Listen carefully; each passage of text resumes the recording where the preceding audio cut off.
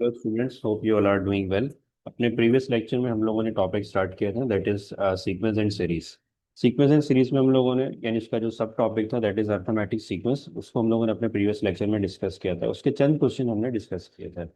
आज हम उसी टॉपिक को आगे कंटिन्यू कर रहे हैं और एक्सरसाइज यानी आपके जो टॉपिक है उसमें एक्सरसाइज 4.2 का क्वेश्चन नंबर 4 जो है वो हमें डिस्कस करना है।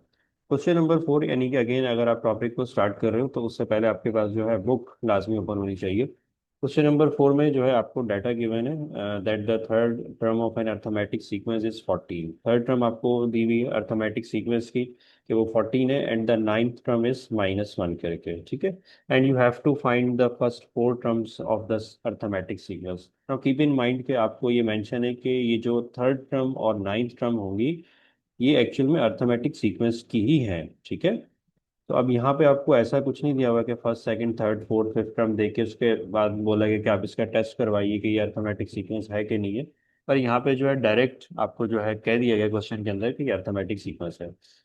थर्ड टर्म इसमें बताई हुई है हमें कि थर्ड टर्म हमारे पास जो है वो 14 है और नाइन्थ टर्म जो है हमारे पास -1 करके है, ठीक है। अब आपको अगर याद हो हमने प्रीवियस लेक्चर में थर्ड टर्म बताई थी, यानी जब भी आपको थर्ड टर्म यानी कोई भी टर्म दी जाए तो उसमें डिफरेंस हमेशा एक लेस होता है। जैसे यहाँ पे थर्ड टर्म है तो डिफरेंस कैसे हो जाएगा, A1 + 2 टाइम्स ऑफ टी करके। इसी तरह ही नाइन्थ टर्म है, वहाँ पे आप कैसे लिखोगे डिफरेंस को, A1 + 8 टाइम्स ऑफ टी करके। अब प्रॉब्लम ये बच्चों, ये जो हमें स्टार्टिंग की चार यानी 4 टर्म्स को फाइंड आउट करना है तो उसके लिए दो चीज़ें बड़ी इंपॉर्टेंट होती हैं। वो क्या होती हैं कि एक बार हमें फर्स्ट टर्म मिल जाए और डिफरेंस मिल जाए, ठीक है। आई होप सो कि पीछे वाला लेक्चर आपने देखा होगा। अगर देखा है तो इसी टॉपिक को हम आगे कंटिन्यू कर रहे हैं भाई। ये स्टार्टिंग की कोई भी टर्म्स अगर हमें निकालनी होती है तो अर्थमेटिक सीक्वेंस में दो चीज़ें बड़ी इंपॉर्टेंट होती हैं। एक कि उसकी फर्स्ट टर्म क्या है और दूसरा उसके डिफरेंस क्या है। तो अब यहाँ पे उसने थर्ड टर्म और नाइन्थ टर्म दे दी तो मसला ये कि इन दोनों टर्म से मुझे जो है जो रिक्वायर्ड आउटपुट होगा मेरा वो क्या होगा कि मैं यहाँ से फर्स्ट टर्म और डिफरेंस एक बार कैलकुलेट कर लूँ। तो मैंने क्या टेक्निक अप्लाई की कि भाई थर्ड टर्म जो है उसको हम रिप्लेस कर सकते हैं A1 + 2 D करके, और नाइन्थ टर्म को हम लोग लिख सकते हैं A1 + 8 D करके, ठीक है। तो अब आप देखो कि आप इसको इक्वेशन नंबर 1 का नाम दे दो और इसको इक्वेशन नंबर 2 का नाम दे दो। अब अगर मैं इक्वेशन 1 और 2 को सब्ट्रैक्ट करूं यानी ये जो दो इक्वेशन है 1 और 2, अगर मैं इनको सब्ट्रैक्ट करता हूं तो इसमें से जो A1 है ये हमारे पास एलिमिनेट हो जाएगा, ठीक है। अब आप देखो यहाँ पे मैंने क्या लिखा है, बाय सब्ट्रैक्टिंग इक्वेशन 1 एंड 2, तो यहाँ से A1 एलिमिनेट हो जाएगा और ये 2D और ये जो 8D है, मतलब सब्ट्रैक्ट हम लोग यहाँ पे सब्ट्रैक्शन कर रहे हैं तो इन सबके जो साइन है ऑल्टरनेट यानी चेंज हो जाएंगे, प्लस से माइनस हो जाएगा एंड माइनस से प्लस हो जाएगा। सो 2 - 8D, तो आपका जो रिजल्ट आएगा वो आएगा -6D। नेगेटिव साइन क्योंकि 8 यहाँ पे बड़ा है विद नेगेटिव साइन करके, और इन दोनों को आप सॉल्व करोगे 15 आ जाएगा एंड -6 मल्टीप्लाई यहाँ पे डिवाइड करके आप डिफरेंस यानी डी की वैल्यू कैलकुलेट कर सकते हो। तो इन शॉर्ट ये कि बच्चों हमें जो है दो वैल्यूज चाहिए थी, उसमें से एक वैल्यू यानी डी की वैल्यू हम लोग फाइंड आउट कर चुके हैं। ये देखिए, यानी डी की वैल्यू आपके पास आ जाएगी -5/2 करके। क्लियर। अब हमारा क्या काम रह गया, हम जो है एक बार A1 यानी फर्स्ट टर्म की वैल्यू कैलकुलेट कर दें। तो आप ये जो डी की वैल्यू है आप इसको किसी भी इक्वेशन में पुट कर सकते हो, इक्वेशन 1 में पुट करना चाहो या इक्वेशन नंबर 2 में पुट करना चाहो, it's up to you. Answer दोनों पे सेम ही आएगा। सो मैंने जो है इक्वेशन यानी जो डी की वैल्यू है इसको इक्वेशन नंबर 1 में पुट किया है, और पुट करने के बाद जो है यानी जब आप यहाँ पर इसकी वैल्यू को पुट करवाओगे, डी की वैल्यू को यहाँ पे पुट करवाओगे तो आप ये देखोगे, ये देखिए आप डी की वैल्यू को यहाँ पे पुट करवा रहे हो विच इज -5/2। सॉल्व करने पर यानी 2 से 2 कैंसिल आउट कर दो, -5 है उसको राइट हैंड साइड पे शिफ्ट करो, so you will get first term that is 19, ठीक है। अब बच्चों फर्स्ट टर्म आ चुकी है हमारे पास और डिफरेंस भी आ चुका है, तो हमें जो है क्वेश्चन में कहा गया था कि आपने स्टार्टिंग की 4 टर्म्स अर्थमेटिक सीक्वेंस की वो बतानी है। तो फर्स्ट टर्म को तो आप एज इट इज लिख दोगे विच इज 19। सेकंड टर्म को कैसे लिखते हैं हम लोग, A1 + D करके, यानी सेकंड टर्म है ना तो डिफरेंस एक लेस हुआ करेगा यानी एक कम होगा यहाँ पे। तो A1 की वैल्यू आपने एज इट इज लिख देनी, डिफरेंस क्या विच इज -5/2, उसको भी यहाँ पे जो है पुट करोगे, सॉल्व करो इन दोनों का, आपका आंसर आ जाएगा 33/2 करके। अब थर्ड टर्म क्या होती है, A1 + 2D करके। तो मैंने थर्ड टर्म के लिए यहाँ पे A1 + 2D नहीं लिखा है। क्यों नहीं लिखा है भाई, इसका रीजन ये है कि आपको जो है क्वेश्चन में थर्ड टर्म पहले से ही गिवन है विच इज 14। तो अगर आप कैलकुलेट करना चाहते हो दोबारा से तो आप कर सकते हो, लेकिन करने की जरूरत नहीं है। तो आपने थर्ड टर्म को एज इट इज यहाँ पे लिख देना है। फिर फोर्थ टर्म कैसे होगी बच्चों, विच is A1 + 3 times of D करके। यानी डिफरेंस हमेशा एक लेस हुआ करेगा, तो आपने फर्स्ट टर्म की वैल्यू और डिफरेंस की वैल्यू को प्लेस करवा देना और आपका आंसर आ जाएगा 23/2 करके।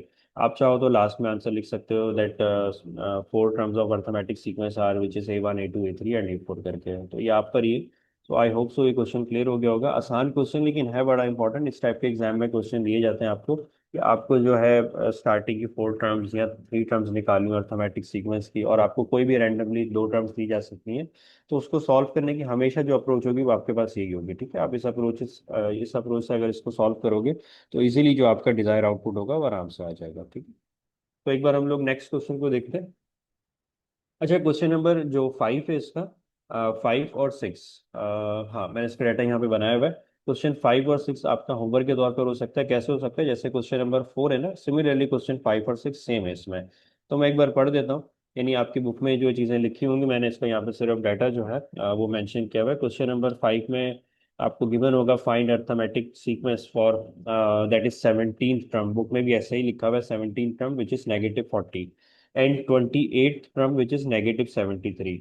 तो आपको ये कहा जा रहा है कि आप अब बाकायदा बुक के अंदर ये लिख के दिया हुआ है कि आपने फर्स्ट टर्म और डिफरेंस को फाइंड आउट करना है, और इस अर्थमेटिक सीक्वेंस की जो है स्टार्टिंग की 5 टर्म्स भी बतानी है। एक चीज याद रखिएगा कि जब इस टाइप के क्वेश्चन आते हैं तो यहाँ पे फर्स्ट टर्म और डिफरेंस के बारे में नहीं बोला जाता है कि आप फाइंड आउट करो। ठीक है, क्यों? क्योंकि वो डायरेक्ट आपसे पूछते हैं कि आपको हमने ये दो चीजें दे दी हैं और आप वहां से जो है जितनी मर्जी टर्म, या 4 हो सकती हैं, 5 या 6 हो सकती हैं, आपने ये कैलकुलेट कर लिए। तो ये चीज़ जो है ऑब्वियस हो जाती है कि फर्स्ट टर्म और डिफरेंस तो हमें फाइंड आउट करना ही करना है। पर ठीक है, इन्होंने अभी खुद बोल दिया तो आपको जाहिर सी बातें निकालना पड़ेगा। तो बच्चों क्या करोगे? अगेन वही अप्रोच है, मैं एक बार आपको बता देता हूँ कि आपने 17th टर्म में तो आप उसको कैसे लिखोगे, A1 + 16 D करके। ठीक है, और 28th टर्म में तो उसको कैसे लिखोगे, A1 + 27 टाइम्स ऑफ D करके। एंड देन फिर क्या करना है, आपने इन दोनों को इक्वेशन 1 इक्वेशन 2 का नाम दे देना है, और जस्ट आपने उसको सब्ट्रैक्शन करनी है, वहां से आपके पास डिफरेंस आ जाएगा। आप उसको इक्वेशन नंबर 1 या 2 में पुट करना चाहो, वहां से आपके पास फर्स्ट टर्म आ जाएगी। तो जब फर्स्ट टर्म और डिफरेंस दोनों आ जाएंगे आपके पास, तो फिर आप वहां से इजीली स्टार्टिंग के 5 टर्म्स निकाल सकते हो। ये क्वेश्चन रिपीट हुआ है, क्वेश्चन नंबर 4 5 6 सेम पैटर्न है क्वेश्चन है। ठीक है जी, क्वेश्चन नंबर 6 में ये आप इजीली कर सकते हो होमवर्क के तौर पर। ये वाला क्वेश्चन नंबर 4 से ही रिलेट कर रहा है। क्वेश्चन नंबर 6 में भी बच्चों यही है कि फिफ्थ टर्म आपको बताई हुई विच इज 19, और 11th टर्म आपको बताई हुई है विच इज 43। और आपको ये कहा गया कि आप फर्स्ट टर्म निकालिए। अब देखिए, फर्स्ट टर्म से तो काम यहाँ पे नहीं चलेगा, हमें डिफरेंस भी निकालना पड़ेगा। तो उसने सिर्फ ये बोल दिया कि आप फर्स्ट टर्म निकाल लीजिए। ठीक है, तो इसका मतलब है भाई डिफरेंस भी निकालना पड़ेगा हमें, और मजीद 87th टर्म जो है इस अर्थमेटिक सीक्वेंस की, आपने वो भी निकालनी है। तो अब आप याद रखिए कि 87th टर्म कैसे निकालोगे आप, विच is A1 + 86 times of D करके। ठीक है, सो ये भी आप होमवर्क के तौर पर कर सकते हो। चलिए जी, क्वेश्चन नंबर 7 जो है उसको देखते हैं। क्वेश्चन नंबर 7 और 8 हो गए। इस टाइप के क्वेश्चन एग्जाम में दिए जाते हैं। इनकी वर्डिंग जो आपको समझनी होती है, शॉर्ट के लिहाज से क्वेश्चन हो सकता है।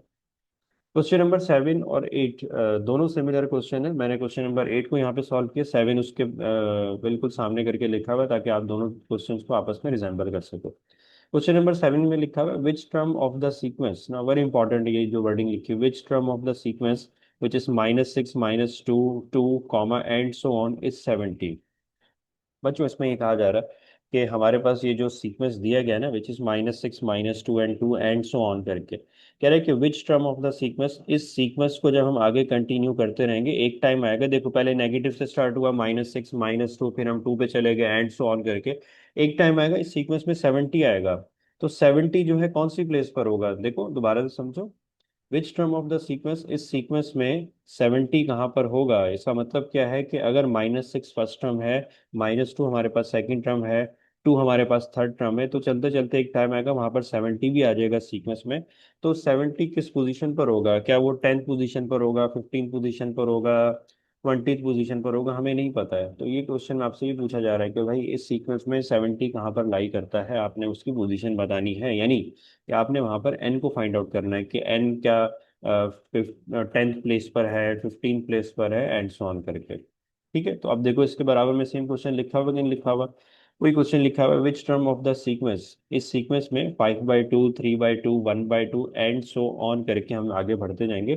सो एक टाइम आएगा, आप देखो पहले 5/2 था, फिर 3/2, फिर और कम होकर 1/2 आ गया। एक टाइम आएगा कि इस सीक्वेंस में -105/2 आ जाएगा। तो प्रॉब्लम ये है कि भाई which term of the sequence, यानी कि -105/2 जो है कौन सी प्लेस पर होगा? अब जैसे फर्स्ट प्लेस पे 5/2 है, सेकंड पे 3/2 है, फोर्थ पे 1/2 है, तो -105/2 कौन सी प्लेस पर है? 10th प्लेस पर है, 15th प्लेस पर है, 20th प्लेस पर है, हमें नहीं पता है। तो ये हमारे, हमें जो है यही कैलकुलेट करना है कि ये किस पोजीशन पर लाई करता है। क्लियर है? सो क्वेश्चन को स्टार्ट करते हैं। आसान क्वेश्चन है, कोई इतना मुश्किल क्वेश्चन नहीं है ये भी।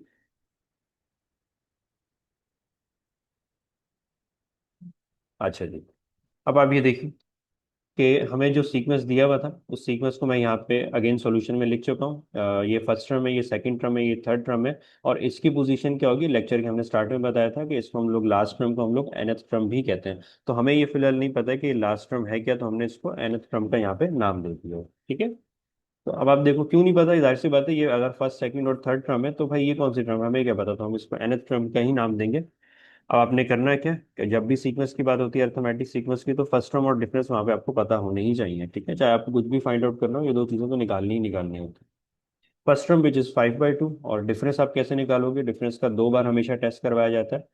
फर्स्ट डिफरेंस कैसे निकलेगा? A2 - A1, इन दोनों टर्म्स को माइनस कर देना, आपका रिजल्ट आ जाएगा बच्चों -1 करके। फिर आप सेकंड टेस्ट करोगे विच इज A3 - A2 करके।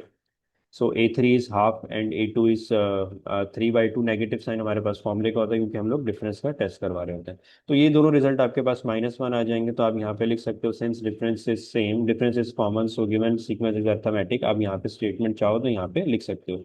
लिख दोगे अच्छी बात है, नहीं लिखोगे तो भी कोई मसला नहीं। आप चाहो तो यहाँ पे एक ब्रैकेट लगा के लिख सकते हो कि ये हमारे पास एक AP है। ठीक है, ये भी लिखना चाहो तो ये भी लिख सकते हो, ऐसे करके मर्जी होती है।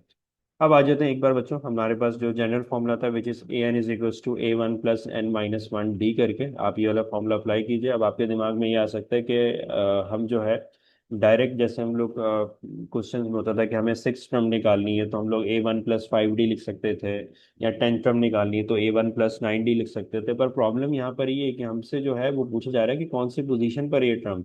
अब हमें नहीं पता कि कौन सी पोजीशन पर है। अगर तो लेट्स हमें पोजीशन पता होती, लेट्स से ये नाइन्थ टर्म पर है, तो A1 + 8D करके लिख सकते थे इसको, लेकिन पर ऐसी कोई अप्रोच है नहीं यहाँ पर। तो आपने इसका जो जनरल फॉर्मूला वो अप्लाई कर देना है यहाँ पे। ठीक है। अब जनरल फॉर्मूला के अकॉर्डिंग देखो तो यहाँ पे nth टर्म वो भी आपको पता है विच इज -105/2, और फर्स्ट टर्म आपको पता है विच इज 5/2 करके। n आपको ये फाइंड आउट करना है, you have to find the value of n which is unknown. और डिफरेंस क्या है हमारे पास? -1 है। अब आप इस पूरे को सॉल्व कर लीजिए, 5/2 को इधर शिफ्ट कर दीजिए विच इज -5/2 हो जाएगा, एंड देन आप इसका एलसीएम लीजिए, आपके पास -55 आ जाएगा। और ये माइनस, ये जो माइनस है आपस में मैंने कैंसिल आउट किया, आपकी मर्जी, आप इससे मल्टीप्लाई भी कर सकते हो। ये माइनस और माइनस आपस में कैंसिल आउट हो जाएंगे। -1 को इधर शिफ्ट कीजिएगा, +1, और n की वैल्यू आ जाएगी 56। इसका क्या मतलब था कि इस सीक्वेंस के अंदर जो हमारे पास जो -105/2 है, ये 56 प्लेस पर है। ठीक है, तो ये इसका आंसर होगा। देखो यहाँ पे जो एन होता है ना, इसका मतलब है ये A56 टर्म है, यानी कि 56 टर्म हमारे पास ये बनेगी। क्लियर है? सो आई होप सो ये क्वेश्चन क्लियर हो गया होगा आपको। नेक्स्ट क्वेश्चन की तरफ चलते हैं हम लोग।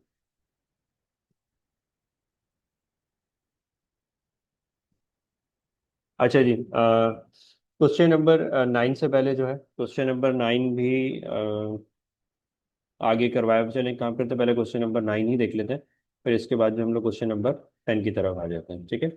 अच्छा, क्वेश्चन नंबर 9 जो है ना, वो आप अपनी बुक में भी उसकी करेक्शन कर लीजिएगा। मैंने वैसे यहाँ पे जो है क्वेश्चन को दोबारा से लिख दिया, आप अपनी बुक में इसको करेक्ट कर सकते हैं, इसमें मिस्टेक है हमारे पास। इसमें कहा हुआ है कि इफ 1/A, इस टाइप के वैसे क्वेश्चन एग्जाम में आते हैं, नहीं सिर्फ समझने के लिहाज से। If 1/A, B and 1/C। अब देखो ये ट्रम है हमारे पास, term number 1, term number 2, term number 3। पर प्रॉब्लम ये, इस ट्रम को हम लोगों ने जो है वेरिएबल्स की फॉर्म में लिख दिया, 1/A, B एंड C करके।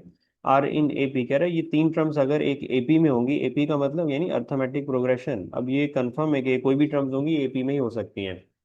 Then you have to show that के common difference B is A + C/2AC, यानी कि इसका जो कॉमन डिफरेंस है B, वो किसके इक्वल होगा? इसका मतलब होता है इक्वल। B इज, ये देखिए यहाँ पे लिख दिया, B is A + C/2 times of AC करके, ये इसका आंसर आना चाहिए। तो चलो इसको स्टार्ट करते हैं। अब क्योंकि इसने बताया हुआ है कि 1/A, B और C, यानी ये जो तीन टर्म्स हैं हमारे पास, ये अगर AP में है, तो देखो मैंने ये लिखा हुआ है सोल्यूशन में, given that 1/A, B and 1/C are in AP, अगर ये AP में है तो इनका कॉमन डिफरेंस लाजमी होता है। ये आपको पता होना चाहिए चीज़ें। तो कॉमन डिफरेंस है, अब देखो कैसे निकालेंगे, A2 - A1, A2 यहाँ पे क्या हो जाएगा B, और A1 क्या हो जाएगा 1/A करके। क्लियर है? सो इन दोनों को आप सब्ट्रैक्ट करोगे, फिर सेकंड डिफरेंस कैसे निकालोगे, which is A3 - A2 which is 1/C - B करके। अब अगर आपका दिल करे आप यहाँ पे इसको सिंप्लीफाई कर लो, पर मैं इसको सिंप्लीफाई इसलिए नहीं कर रहा, क्यों? क्योंकि हमें बी को बाद में जाके सेपरेट करना है, जो हमारा रिक्वायर्ड रिजल्ट होगा।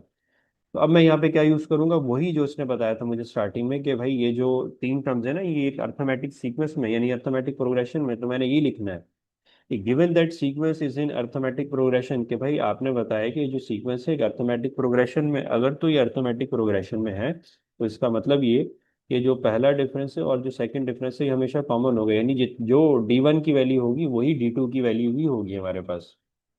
ऐसा क्यों है? क्योंकि अर्थमेटिक प्रोग्रेशन में हमारे पास कॉमन डिफरेंस होता है, यानी ये और ये दो वैल्यूज हमारे पास इक्वल होती है। तो मैंने यहाँ पे D1 और D2 दोनों को इक्वल रख दिया है। अब D1 की वैल्यू क्या है, विच इज B - 1/A करके, और D2 की वैल्यू क्या है, विच इज 1/C - B करके। अब यहाँ से आप B को सेपरेट कर लीजिए, जैसे कि मैंने बताया यहाँ पे जो आपको रिक्वायर्ड रिजल्ट चाहिए वहाँ पे B सेपरेट होना चाहिए। तो आप B को सेपरेट कर लीजिए, एंड देन यहाँ पे जो हमारे पास -1/A, आप इसको शिफ्ट कर लीजिए +1/A करके, एंड देन आपने बच्चों करने के यहाँ पे फ्रैक्शन फॉर्म में आप इसका एल्सियम ले लीजिए, विच इज A+C/, इन दोनों का प्रोडक्ट कर दो कि विच इज A और C करके। आप इन दोनों को ऐड कर लो, यहाँ पे 2 टाइम्स ऑफ B है, 2 × यहाँ पे आके डिवाइड हो जाएगा, तो ये आपका प्रूव हो गया। ठीक है, तो आसान क्वेश्चन था, बस सिर्फ समझाने के लिए ऐसे था कि इस टाइप के क्वेश्चन वैसे होते ही नहीं एग्जाम में, लेकिन जस्ट आपको एक रिजल्ट की तरफ लेके जाना था कि भाई हम लोग अगर हमारे पास कोई आपको कांस्टेंट वैल्यूज ना दी हो, आपको जस्ट वेरिएबल दिए हो, तो वहां से भी रिजल्ट बनाया जा सकता है। क्लियर है? सो क्वेश्चन नंबर 10 की तरफ आते हैं बच्चों। क्वेश्चन नंबर 10 आप अपनी बुक से जो है उसको पढ़ सकते हो। क्वेश्चन नंबर 10 में लिखा हुआ है during a free fall. Free fall का मतलब है कि आप जो है किसी ऊंचाई पर हो और फिर वहां से आप नीचे की तरफ आ रहे हो। During a free fall a sky diver fall 16 feet in first second. एक स्काई डाइवर है जो उसने फर्स्ट सेकंड के अंदर जो है वो कितने फीट नीचे आ चुका है, दैट इज 16 फीट आ चुका है। ठीक है, और फिर बताया हुआ है 48 फीट इन सेकंड, यानी कि जो अगला सेकंड आएगा, यानी जो नेक्स्ट सेकंड होगा उसमें जो, यानी स्टार्टिंग में अगर वो 16 फीट तक नीचे आ चुका है, तो उसके अगले सेकंड में जो नीचे की तरफ आ रहा होगा 48 फीट तक वो नीचे आ चुका होगा। And 80 feet in the third second, और फिर जो थर्ड सेकंड है उसमें वो कितने फीट नीचे आ चुका है, 80 फीट तक आ चुका है वो नीचे। तो अब उसके यानी जब आगे लिखा हुआ है जो आपके क्वेश्चन में लिखा हुआ है, if he continues to fall at this rate, अब इसी रेट के लिहाज से वो नीचे आता रहे, मतलब A3 A4 A5 A6 करके, मतलब first second second second third second fourth second fifth second and so on करके। तो आपसे पूछा जा रहा है how many feet will he fall during the 8 second. अब जब 8 सेकंड आएगा तो वो मतलब कितना नीचे होगा, मतलब उसकी डेप्थ कितनी होगी, यानी हाइट से जो है वो नीचे की तरफ आ रहा था, जब उसका 8 सेकंड होगा तो वो कितने फीट तक नीचे होगा, आपको ये बताना है। तो आप ये देखो, आप इसका डाटा, यानी कि जब वर्ड प्रॉब्लम होती है तो आप इसका डाटा खुद से भी बना सकते हो। मैंने यहाँ पे लिख दिया ड्यूरिंग फर्स्ट सेकंड, तो वो 16 फीट तक नीचे था, फिर सेकंड सेकंड में हमारे पास 48 फीट तक नीचे आया, फिर थर्ड सेकंड में हमारे पास 80 फीट तक नीचे आया। इस तरह करते करते आपसे पूछा जा रहा है कि आपने ये बताना है कि ड्यूरिंग 8 सेकंड वो कितना नीचे तक, यानी कितनी नीचे तक वो फॉल कर चुका होगा, हमने ये बताना है। ठीक है, तो आप इसको एक बार लिख लीजिए। फर्स्ट में, यानी फर्स्ट टर्म हमारे पास है दैट इज 16, सेकंड है 48, और थर्ड है हमारे पास 80 फीट करके, एंड सो ऑन। हमें एट्थ टर्म का बताना है, यहाँ पे एट्थ टर्म क्या होगी हमें वो गैस करनी है भाई।